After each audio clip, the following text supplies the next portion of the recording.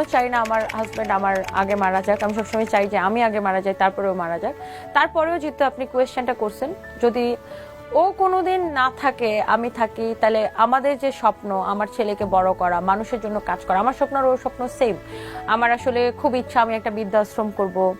আমি মানে আমি মানুষের জন্য কাজ করবো, আমার কোম্পানিতে লক্ষ মানুষের কর্মসংস্থান হবে। আমি আসলে কাজের মধ্যেই থাকতে চাই, এমন না যে আমি আরেকটা বিয়ে করব বা অন্য কোনো কিছু।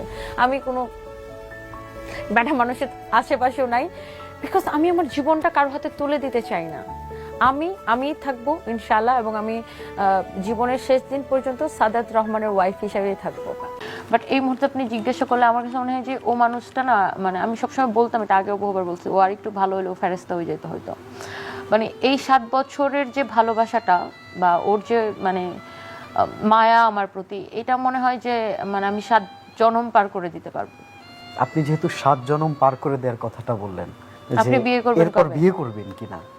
যেমন ভাই আল্লাহ সবকিছু জানেন, আল্লাহ উত্তম পরিকল্পনা করেন, আল্লাহ মানুষের ভবিষ্যৎ নির্ধারণ সবকিছু করেন। বাট তারপরে না আমাদের প্রত্যেকটা মানুষের, আমি তো আমাকে চিনি, আমার নিজের উপর একটা অগাধ বিশ্বাস, অগাধ কন্ট্রোল আছে আমার নিজের উপরে, বা আমি কি করতে পারি বা সর্বোচ্চ আমি কত দূর যেতে পারি সেটা কিন্তু আমি জানি।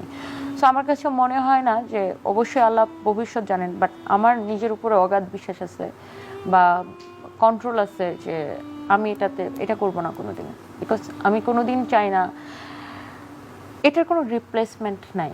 আমার হাজব্যান্ডের জায়গাটা কেউ আমার জীবনে নিক, এটা আমি চাই না। কারণ আমি না এত ভালোবাসা পাইছি, আমি ভালোবাসাটাকে বাঁচায় রাখতে চাই নিজের মধ্যে। ব্যক্তি মানুষ হিসেবে এক একজনের চাওয়া এক এক রকম, বাট অ্যাজ এ পার্সন আমার সবসময় চাওয়া ছিল একজন বিশ্বস্ত মানে সঙ্গী, একজন সাপোর্টিভ সঙ্গী। মানে হয় না যে আমি একদম যেমন মানুষ চাইতাম, আমার হাজব্যান্ড একদম ওরকমই মানুষ। মানে ওর সাথে আমার মানে মানুষের সংসার জীবনে আসলে মানসিক কানেকশনটা অনেক বেশি গুরুত্বপূর্ণ, আন্ডারস্ট্যান্ডিংটা অনেক বেশি গুরুত্বপূর্ণ।